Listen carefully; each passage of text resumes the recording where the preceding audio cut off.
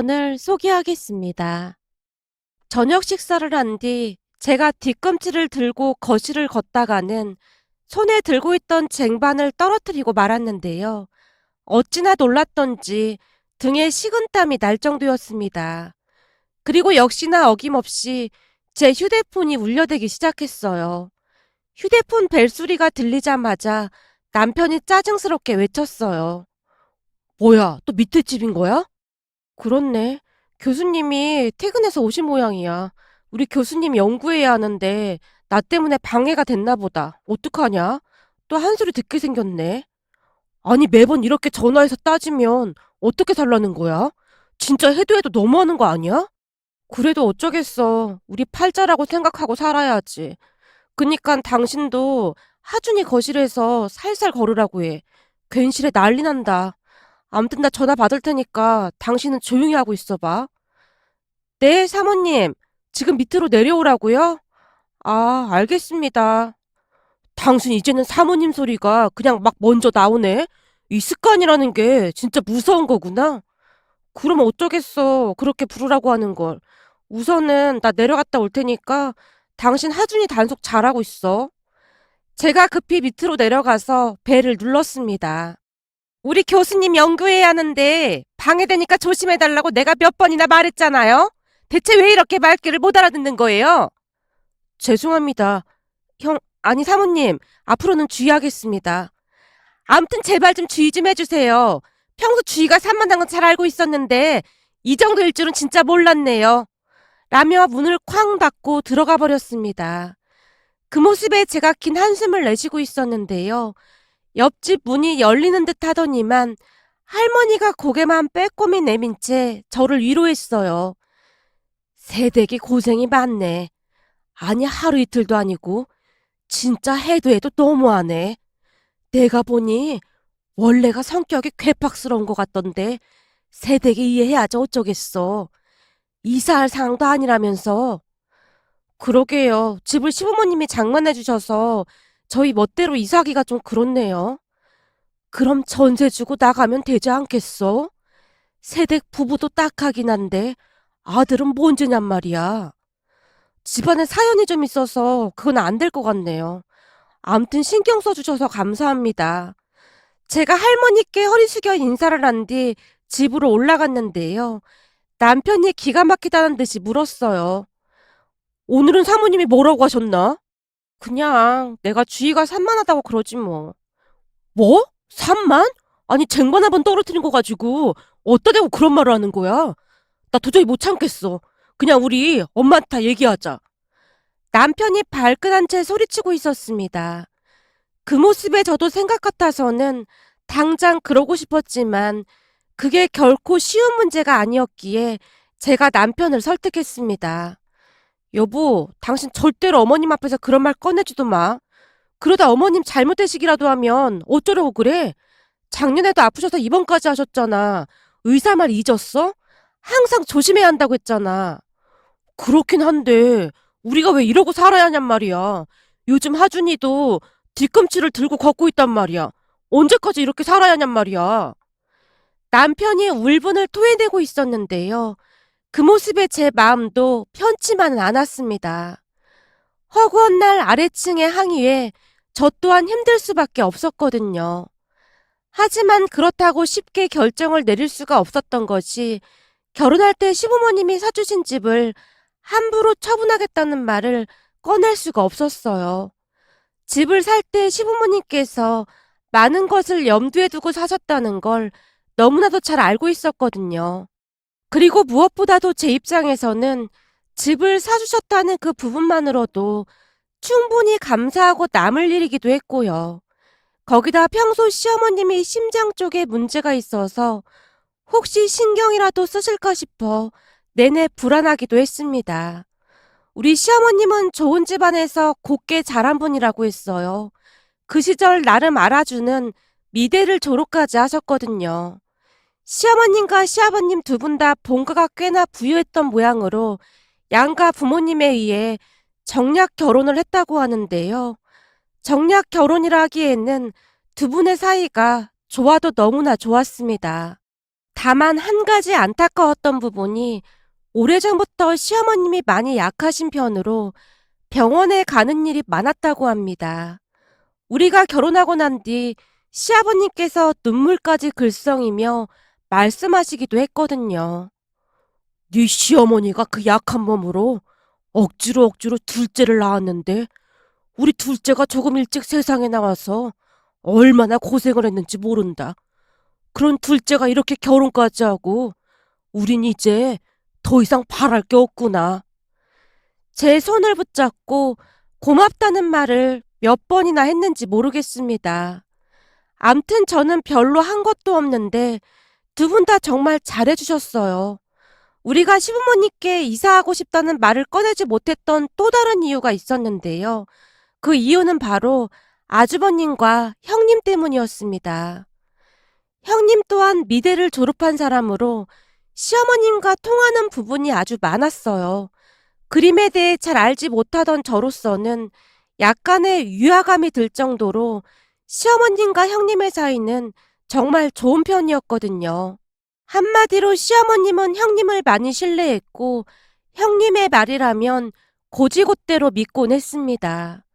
그도 그럴 수밖에 없었던 것이 형님은 몹시 예의가 바르고 세상에 그런 사람이 없다고 할 정도로 착한 모습이었거든요. 아주버님과 형님이 결혼한 지 꽤 지났지만 한결같은 모습이었다고 했습니다. 시어머님은 그런 형님을 그 누구보다도 신뢰하고 있었고요. 그러다 보니 우리 입장에서는 이러지도 못하고 저러지도 못하고 있었습니다. 그럼 다들 이쯤에서 형님과 아주버님이 우리가 이사하는 것과 무슨 상관이냐고 생각하실 분들이 많을 것 같은데요. 지금부터 그 이유에 대해 말씀드리도록 하겠습니다.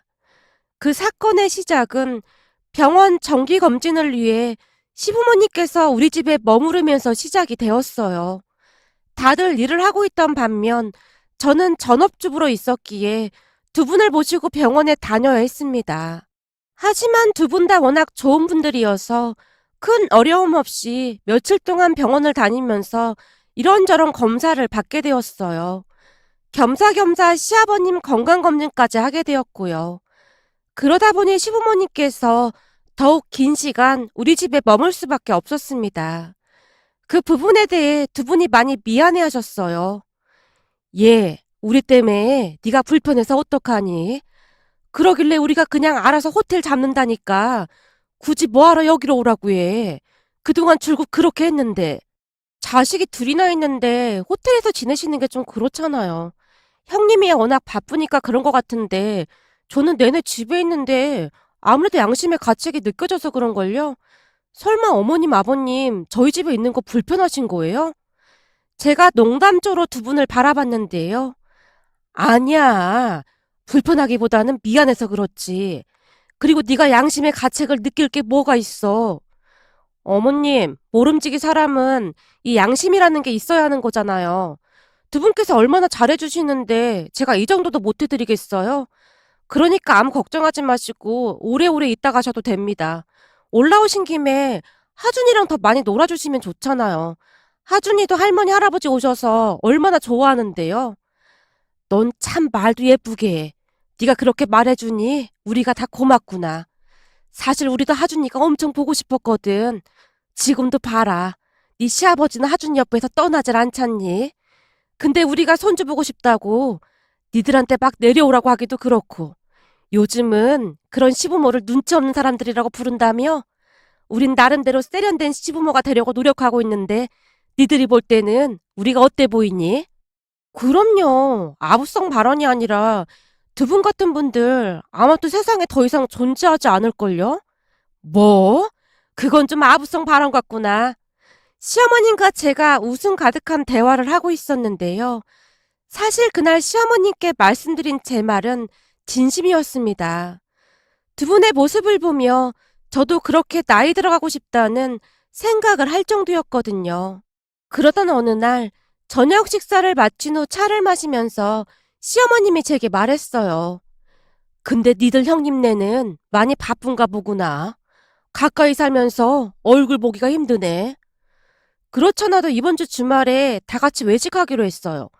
형님이랑 아주버님 두 분 다 많이 바쁘신 것 같더라고요. 어제도 밤늦게 들어왔다고 어머님, 아버님 안부 묻더라고요.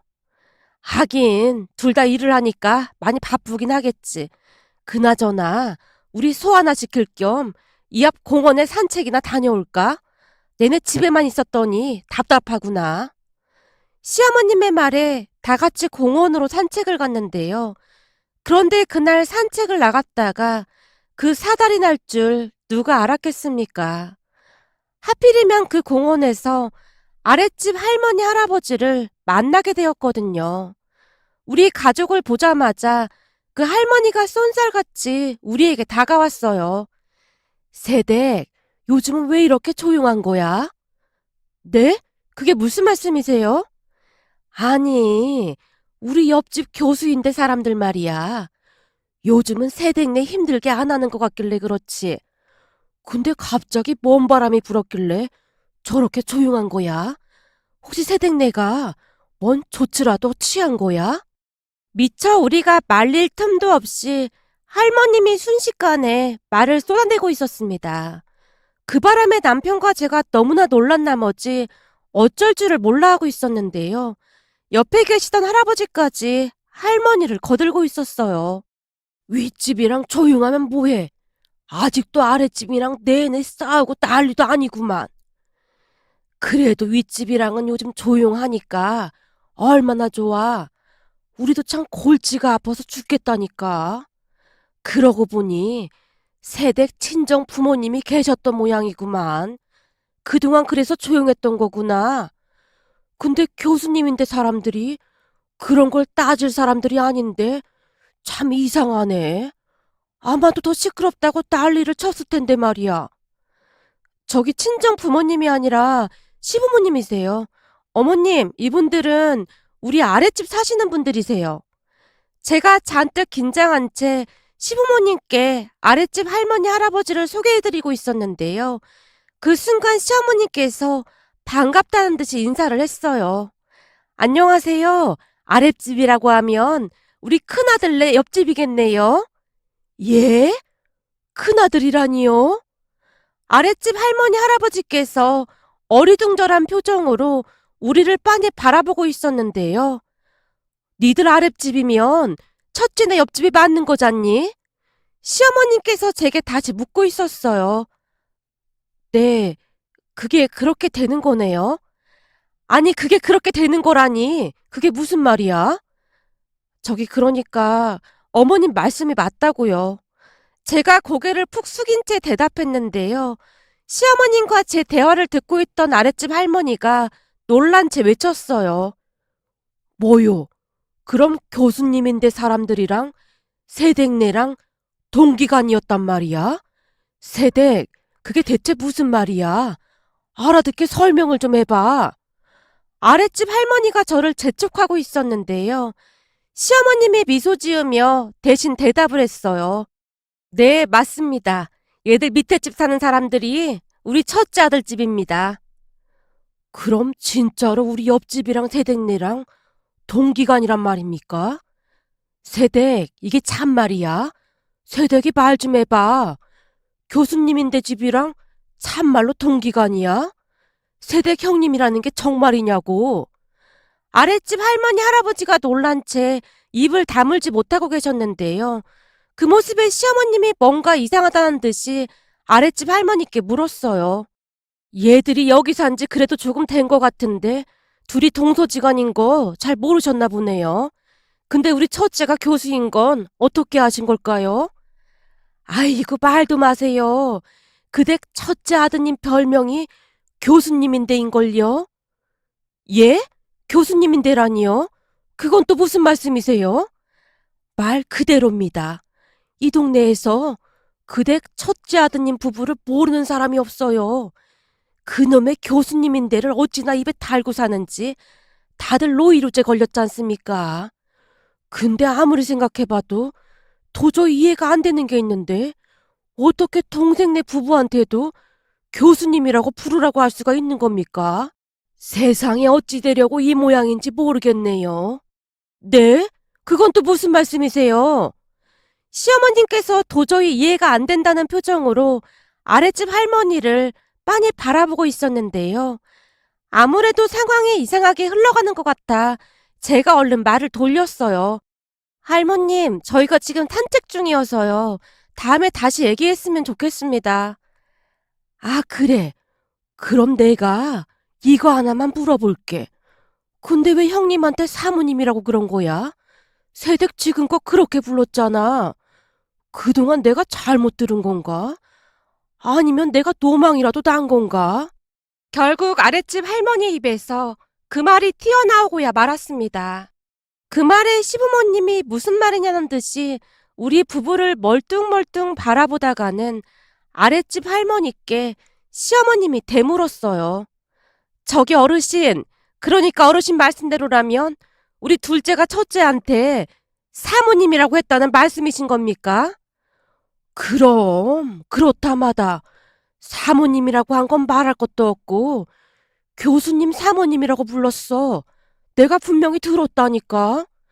여보, 당신도 들었지? 그렇잖아? 그렇지. 나도 분명히 들었지. 우리 옆집 교수님인데 그 여자가 아주 보통 짜증나는 여자가 아니야. 입만 열었다 하면 교수님인데 그 지랄을 한다니까. 아랫집 할아버지가 흥분까지 한 채 외치고 있었는데요. 할머니가 그런 할아버지를 나무랐어요. 여보, 지금 그런 말을 하면 어떡해? 내가 그동안 얼마나 짜증이 났으면 그랬겠어. 아주 듣기 싫어서 환장하겠다니까. 남편이 교수님인데 그래서 뭘 어쩌라는 거냐고. 아니 근데 말이요. 그건 그렇고 형님을 왜 사모님이라고 부르는 거요? 그걸 뭘 물어보고 그래. 뻔할 뻔짜구만. 그 교수님인데 옆에 내가 시킨 거지. 그런 거지. 내가 딱 보니 그렇네. 그 성격에 그러고도 남지 남아. 맞네. 그런가 보네.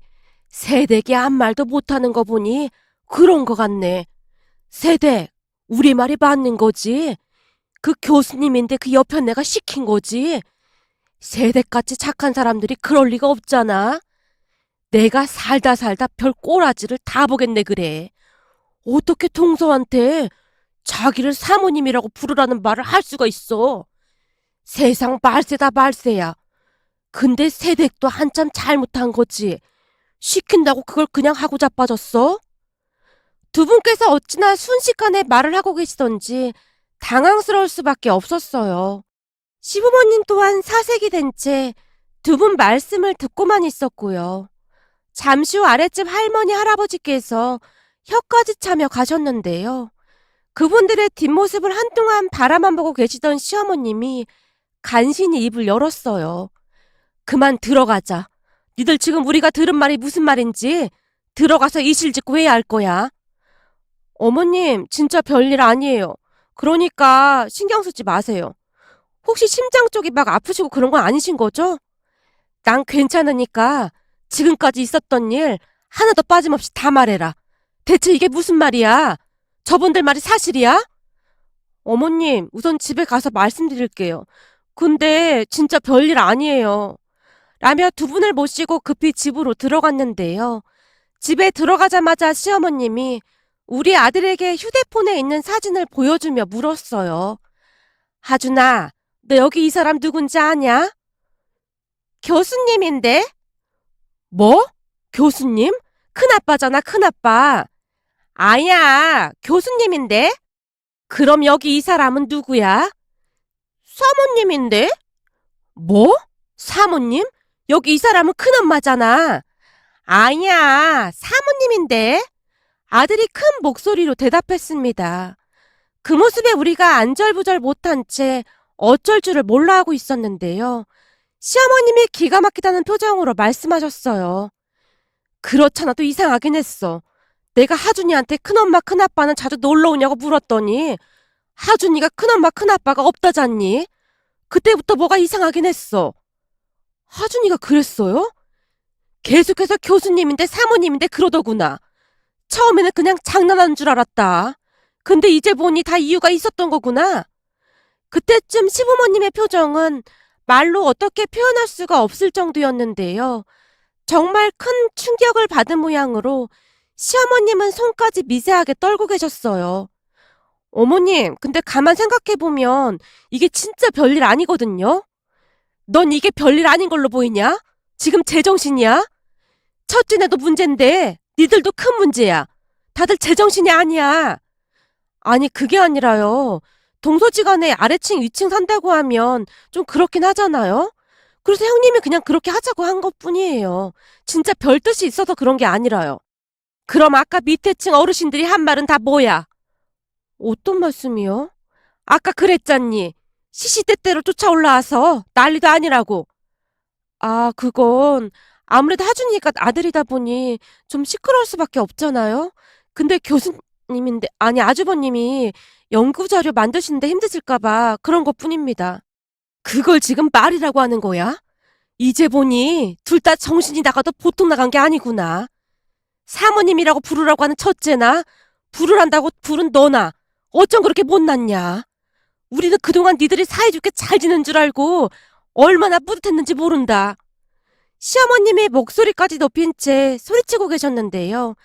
남편이 그런 시어머님에게 쏘아붙이듯 말했어요. 나도 그동안 엄마 아버지한테 몇 번이나 말하려고 했는데 이 사람이 말려서 말 못했던 거야. 생각해봐. 엄마 아버지는 우리가 우애 좋은 형제라고 철석같이 믿고 있는데 거기다 대놓고 지금 상황을 어떻게 말하겠어? 말을 왜 못해? 이 지경이었으면 말을 했어야지. 엄마도 생각해봐. 세상 천지에 형이랑 형수님한테 교수님 사모님이라고 부르는 동생이 몇이나 되겠어? 처음엔 나도 절대 그렇게 못한다고 막 다투기도 하고 그래도 봤어. 근데 형수님이 말이 전혀 안 통해. 거기다 형도 앞뒤가 꽉꽉 막혀서 맨날 바쁘다고만 하고 내가 말을 해도 믿지도 않았어. 그렇다고 내가 형수님이랑 맨날 싸울 수는 없는 노릇이잖아?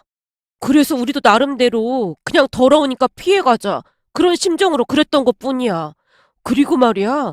사실 우리는 형이랑 형수님이 가족이라는 게 창피하기도 했어. 지금 경비 아저씨부터 동네 사람들이 두 사람 뒷담 말을 안 하는 사람이 없을 정도야. 난 대체 엄마 아버지가 집을 왜 이렇게 아래 위층으로 구해준 건지 그것도 이해가 안 돼. 라며 남편이 원망 가득한 눈빛으로 두 분을 바라봤는데요. 시어머님이 충격적인 사실을 말해줬어요. 그건 네 형수가 나중에 출산하게 되면 서로서로 도움이 될 수 있지 않겠냐고 해서 그렇게 한 거 아니야. 너도 알다시피 그동안 네 형수가 우리한테 좀 잘했니? 그랬으니 난 당연히 잘 지낼 거라고 생각했지. 니들 아버지나 나나 형제 하나 없이 왜 이렇게 자라서 우리는 니들이 잘 지내길 진심으로 바랐다. 근데 이 사달이 날 줄 누가 알았겠냐? 시어머님의 눈에 눈물까지 그렁그렁 맺혀 있었는데요. 시어머님 말씀처럼 두 분 다 형제 자매도 없이 외롭게 자랐던지라 우리가 우애 있게 잘 지내기를 간절히 바랐다고 했습니다. 근데 우리가 말도 안 되는 욕심을 부린 모양이구나. 세상에 어떻게 이럴 수가 있어 그래? 근데 네 형수는 그렇다 쳐도 네 형도 그냥 보고만 있었다는 거잖아. 사실 형은 거의 얼굴 보기도 힘들었어. 가끔 보면 집에도 자주 안 들어오는 것 같기도 하고 들어와도 새벽에 들어오고 그러더라고. 남편의 말에 시어머님이 입술을 지그시 깨물었는데요. 그 뒤 기가 막힌 일이 일어날 줄 누가 알았겠습니까? 시부모님은 한 이틀 동안을 방 안에서 꿈쩍도 하지 않았어요. 제가 몇 번이나 방문을 두드려도 봤지만 중요한 말씀 중이라는 말만을 할 뿐이었어요. 그렇게 3일째가 되던 날 저녁 시부모님이 갑자기 방문을 열고 나오셨는데요. 곧장 현관문을 열고 밖으로 나가셨어요. 그 모습에 제가 급히 물었습니다. 어머님, 아버님, 갑자기 어디 가시는 거예요? 밑에 교수님인데 집에 간다. 네? 형님 집에요? 제가 놀라서 두 분을 따라 나섰고 두 분이 문 앞에서 초인종을 눌러댔어요. 교수님 사모님, 문 좀 열어주시죠. 시어머님이 어찌나 큰 소리로 말씀을 하시던지 제가 놀란 채 두리번거려야 할 정도였습니다. 어머님, 아버님, 이 밤에 무슨 일이세요? 아이고, 사모님, 이 늦은 시간에 시부모가 불편하게 해드려서 사과부터 드리겠습니다. 네? 어머님, 그게 무슨 말씀이세요? 무슨 말이긴요. 말 그대로입니다.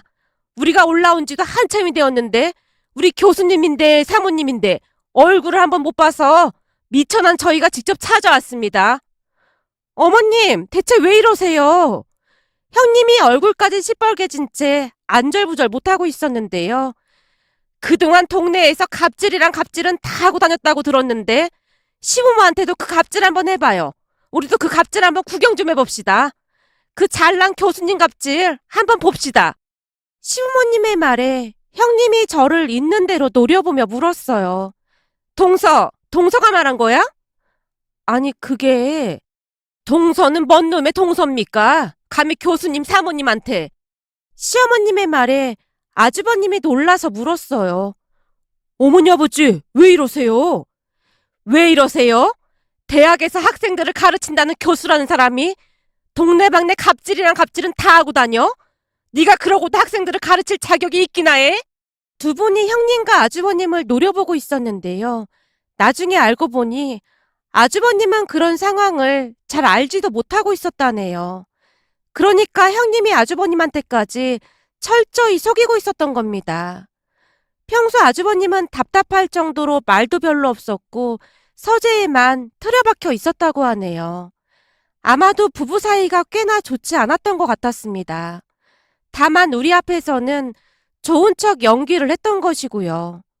그렇게 알고 보니 형님도 교수가 되고 싶었다는데 그게 잘 안 되었던 모양이었어요. 그러다가 우연히 아주버님을 만나서 쫓아다니다시피 해서 결혼까지 했다고 하는데요. 아주버님도 나이가 있고 하다 보니 등 떠밀리듯 결혼을 했다고 합니다. 한마디로 아주버님과 형님의 결혼 생활은 최악 중에 최악이었던 것이죠. 그 와중에 형님은 시부모님과 아주머님에게는 잘하는 척을 했기에 다들 착한 줄로만 알고 있었다고 합니다. 그도 그럴 수밖에 없었던 것이 형님은 시부모님과 아주버님이 있을 때는 우리 부부에게 단 한 번도 반말을 한 적이 없을 정도로 예의 바르게 행동을 했거든요. 암튼 그동안 형님은 철저하게 두 얼굴로 지냈던 겁니다. 우리는 그 사실에 더욱 놀랄 수밖에 없었습니다. 같이 사는 부부가 서로를 몰라도 너무나도 모르고 있었거든요. 거기다 모든 사실을 알고 난 아주버님이 격한 감정으로 형님을 힐난하기 시작했는데요.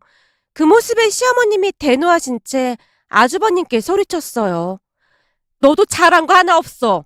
집안 하나 제대로 건사 못하면서 뭔 놈의 학생들을 가르친다고 그러고 있었어. 부부간의 문제는 혼자만의 문제가 아닌 거야. 손바닥도 마주쳐야 소리가 난다고?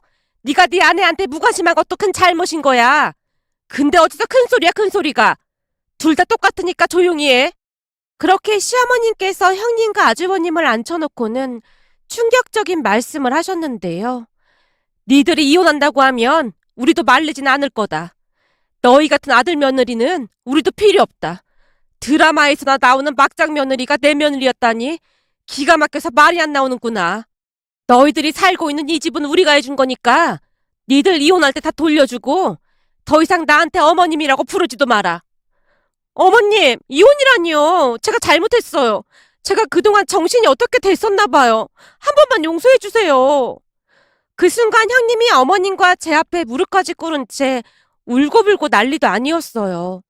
얼마 뒤 형님이 우리 부부에게 다시 찾아와서 무릎까지 꿇고는 눈물을 흘렸는데요. 어머님 마음을 돌려놓을 사람은 우리밖에 없다면서 손이 발이 되도록 빌기도 했어요. 형님 말에 의하면 우리 부부의 다정한 모습이 부럽다 못해 시기 질투가 났다고 했습니다. 거기다 형님은 아무리 노력해도 임신이 되지 않아 조바심만 가득했다는데요. 우리 부부는 결혼하고 바로 임신하고 출산까지 하는 모습에 더욱 그랬다고 했습니다. 동서랑 서방님도 알다시피 우리가 나이도 있는데 임신도 되지 않고 하루하루 조바심만 났어요. 그런 와중에 하준이까지 태어나니까 더욱 질투가 났던 것 같아요. 동서랑 서방님이 시부모님께 잘 좀 말 좀 해주세요. 형님이 너무나도 간절히 부탁을 해서 시부모님께 말씀을 드려보기도 했지만 이미 다쳐버린 시부모님의 마음이 쉽사리 열리지 않았습니다. 다만 아주버님은 당신에게도 큰 잘못이 있음을 깨닫긴 했던 모양으로 개선하려는 의지를 보이고는 있다고 하네요. 결국 두 사람은 부부 상담을 받게 되었고 그동안 속에 숨겨뒀던 이야기를 끄집어내면서 많은 노력을 하고 있답니다.